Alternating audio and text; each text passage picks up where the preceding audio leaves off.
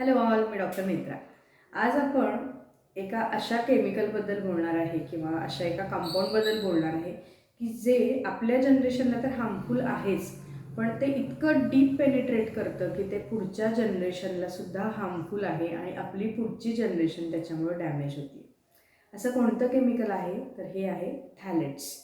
थॅलेट्स हे एक chemical compound आहे ज्याचा वापर प्लॅस्टिक फ्लेक्झिबल बनवण्यासाठी किंवा प्लॅस्टिक सहज हँडल करण्यासाठी, मोल्ड करण्यासाठी बनवलं जाणारा, वापरण्यात जाणारा एक घटक आहे. आता हे थॅलेट्स मी असं का म्हणाले की आपली जनरेशन तर होतीच आहे खराब, पण पुढच्या जनरेशनला सुद्धा खराब करतात. असे याचे काय डिसॲडव्हान्टेजेस आहेत तर थॅलेट्स हे हॉर्मोनल डिसफंक्शन करतात, हॉर्मोनल इम्बॅलन्स करतात. आता जेव्हा आपण हॉर्मोन्स म्हणतो तर हॉर्मोन्सचे आजार कोणकोणते आहेत अगदी ठळकपणे आपण बघितलं तर थायरॉईड डिसफंक्शन आहे, मेन्स्ट्रुअल डिसऑर्डर्स आहेत, त्यानंतर डायबिटीज आहे, पुरुषांमध्ये टेस्टेस्टेरॉन हे जे हॉर्मोन आहे जे स्पर्म प्रोडक्शनसाठी गरजेचं असतं त्याच्यामध्ये इम्बॅलन्स होतो. त्याच्यानंतर दुसरी गोष्ट म्हणजे ब्रेन फंक्शन याच्यामुळे बिघडतं. मग इतकं डीप पेनिट्रेट करणारे हे जे थॅलेट्स आहेत हे पुढचं जनरेशन का खराब करते, कारण पुढची जनरेशन बनण्यासाठी लागणारं जे बेसिक जेनेटिक मटेरियल आहे स्पर्म आणि एग याच्यामुळे डिफेक्ट्स निर्माण होत आहेत. आणि आता असं लक्षात आलेलं आहे की जनरली मेल चाइल्डमध्ये मेल जेनायटल ऑर्गन्स हे डॅमेज्ड, डिसफंक्शनल किंवा कंजेनायटल त्याच्यामध्ये ॲबनॉर्मॅलिटीज दिसून येतात. मग हे इतके भयंकर थॅलेट्स आपल्या शरीरामध्ये इतक्या प्रमाणात आले कुठून तर प्लॅस्टिकमधून. अनेक वेळा आपण जेव्हा म्हणतो की चांगली लाईफस्टाईल याच्यामध्ये चांगल्या लाईफस्टाईलमध्ये उत्तम पद्धतीच्या वस्तू वापरणं हा सुद्धा एका चांगल्या लाईफस्टाईलचा एक मूळ कन्सेप्ट आहे, गाभा आहे. प्लास्टिक आपल्याकडं साधारण आपल्या देशामध्ये 30-40 वर्षापूर्वी थोडं इंट्रोड्यूस झालं. प्लास्टिकच्या पिशव्या आल्या, काही थोडी भांडी आली किंवा आपल्या बाथरूम्समध्ये वापरले जाणारे काही आयटम झाले. त्यानंतर हळूहळू प्लास्टिक रॅप गोष्टी मिळायला लागल्या. नंतर प्लास्टिक कंटेनर झाले, प्लास्टिक डबे आले, प्लास्टिकचे कंटेनर जे मायक्रोवेवेबल असतात ज्याच्यामध्ये तुम्ही रिहीट करू शकता असे कंटेनर झाले. आणि भारतामध्ये सगळ्यात वाईट गोष्ट असते की कोणत्याही गोष्टीचा एक्स्ट्रीम लेवलला वाईट वापर केला जातो.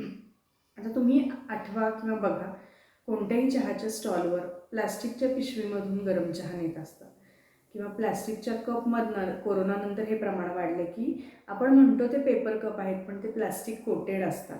आणि जेव्हा आपण त्याच्यामध्ये गरम कोणतीही वस्तू, चहा असू दे, कॉफी असू दे, दूध असू दे, पाणी असू दे, जेव्हा आपण त्याच्यामध्ये घालतो तेव्हा इमिडिएट त्याची रिॲक्शन होते आणि ते थॅलेट्स आपल्या बॉडीमध्ये जायला सुरुवात करतात. आपल्या घरी चॉपिंग बोर्ड असतो, अनेक प्रकारची प्लास्टिकची भांडी असतात किंवा हल्ली फक्त अनेक इन्स्टंट जे पॉट्स मिळतात की ज्याच्यामध्ये फक्त तुम्ही गरम पाणी घालायचं आणि ते फूड 5 मिनिटांनी तयार होतो. तेव्हा ज्या भांड्यामध्ये असतं ते फूड ते प्लास्टिकचं असतं. आणि जेव्हा आपण असं गरम गार असे रिॲक्शन्स व्हायला लागतात तेव्हा ते थॅलेट्स हळूहळू त्या अन्नामध्ये उतरायला लागतात.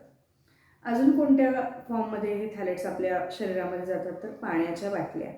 तुम्ही अनेक वेळा वाचलं असेल की पाण्याच्या बाटल्या, कोल्ड्रिंकच्या बाटल्या ह्या सिंगल यूज आहेत, पण आपल्याकडे तसं केलं जात नाही. अनेक वेळा त्या बाटल्या वापरल्या जातात किंवा अनेक वेळा हे जे ज्यूस आहेत की हे बॉटल्स आहेत या ट्रान्सपोर्ट करताना त्याचे काही स्पेसिफिक कंडिशन्स असतात, त्या पद्धतीनंच त्या ट्रान्सपोर्ट करायच्या असतात, त्या पद्धतीनं स्टोअर करायच्या असतात, पण तशा केल्या जात नाहीत. महिने त्या गरम ठिकाणी पडलेले असतात, उन्हामध्ये पडलेले असतात.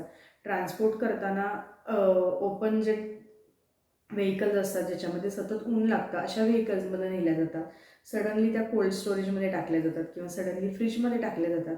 आणि जेव्हा इतके केमिकल रिॲक्शन्स होतात किंवा इतके जे टेम्परेचरचे रिॲक्शन्स होतात त्याच्यामधून ते थॅलेट्स तुमच्या त्या कोल्ड्रिंकमध्ये, त्या ज्यूसमध्ये उतरतात आणि जेव्हा तुम्ही ते कन्झ्युम करता तेव्हा ते तुमच्या शरीरामध्ये जातं. घरामध्ये चॉपिंग बोर्ड आहे, अनेक प्रकारचे बाउल्स आहेत की जे आपण वेअर अँड टेअर झालं ते इमिडिएट आपण डिस्कार्ड केले पाहिजेत, पण ते आपल्याकडून केले जात नाही. अनेक प्रकारचे डबे आहेत. आणि आत्ता सगळ्यात मोठा थ्रेट जो आत्ता सध्या चालू आहे पोस्ट कोरोना, की पार्सल जेव्हा आपल्या घरी कोणतंही आपण मोठमोठ्या साईट्सवरनं मागवतो तेव्हा ते पार्सल ब्लॅक कलरच्या प्लॅस्टिकच्या डब्यामधून येतं किंवा गरम अन्न असतं ते प्लॅस्टिकमध्ये रॅप केलेलं असतं आणि साधारण एक अर्धा तास तरी ते अन्न त्या प्लॅस्टिकच्या डब्यांमध्ये राहिलेलं असतं आणि तिथं ती रिॲक्शन 100% होते आणि ते थॅलेट्स त्या अन्नामध्ये उतरतात आणि आपल्याकडून ते कन्झ्युम केले जातात. अजून कोणत्या गोष्टींमध्ये थॅलेट्स आहेत, तर थॅलेट्सचं इतके साईड इफेक्ट आता दिसत असल्यामुळं आणि लोकांमध्ये हळूहळू अवेअरनेस वाढत असल्यामुळं थॅलेट्सला फ्रेग्रन्सेस असा जो इन्ग्रेडियंट्सचा जो भाग असतो त्याच्यामध्ये फ्रेग्रन्सेस म्हणून बऱ्याच वेळा लिहिलेलं असतं. त्यामुळं मग हे कशामध्ये असतात, तर हेअर स्प्रेज आहेत, अनेक प्रकारचे डिओज आहेत, अनेक प्रकारचे बॉडी स्प्रे आहेत, याच्यामध्ये फ्रेग्रन्स या नावाखाली हे थॅलेट्स वापरले जातात. तर मी आधीच्या माझ्या पुढच्या व्हिडिओमध्येही सांगितले की इन्ग्रेडियंट्स वाचायची सवय लावा. आपल्या शरीरामध्ये काय जाणार आहे, आपल्या शरीरावर आपण काय अप्लाय करणार आहे की जे शरीरामध्ये ॲब्सॉर्ब होतं आहे आणि आपल्याला फायदा करण्याच्या ऐवजी आपला तोटा करतं आहे. बरं, हा तोटा म्हणजे फक्त आपला नाही आहे, एकट्याचा नाही आहे, येणाऱ्या जनरेशनचा तोटा करतं आहे.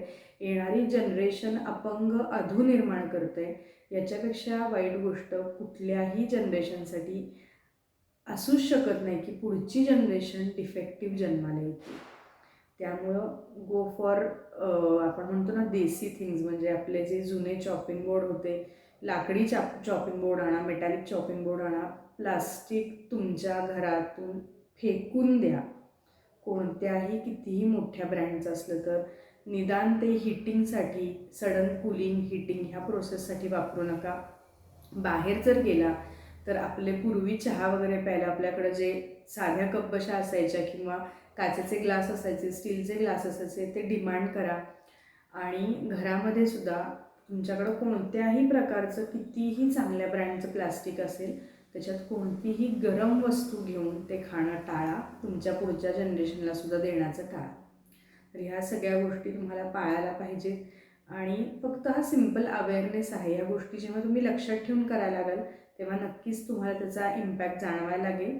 आणि आपण हे आपल्यासाठी करतोच आहे, पण हे पुढच्या जनरेशनसाठी सुद्धा खूप महत्त्वाचं आहे. त्यामुळं थॅलेट्स किंवा फ्रेग्रन्स असं जर कुठे इन्ग्रेडियंट्समध्ये असेल तर तो पदार्थ, ती वस्तू, तो संपूर्णपणे टाळा. प्लास्टिकच्या कुठल्याही कंटेनरमध्ये गरम करणं, सडन गार करणं हे टाळा. आणि प्लास्टिक पॅकिंगमध्ये येणाऱ्या सगळ्या गोष्टी अवॉइड करा. सो हे लाईफ इम्प्रूव्हमेंट करण्यासाठी आपल्या गोष्टी आहेत. अनेकदा आपल्याला माहीत नसतं म्हणून आपल्याकडून ह्या गोष्टी होतात, पण माहीत झाल्यानंतर तर तुम्ही नक्कीच हे बदल करू शकता आणि आपली आणि पुढची जनरेशन दोन्ही हेल्दी आणि हॅपी ठेवू शकता. So this was all about थॅलेट्स. तोपर्यंत काळजी घ्या. बाय.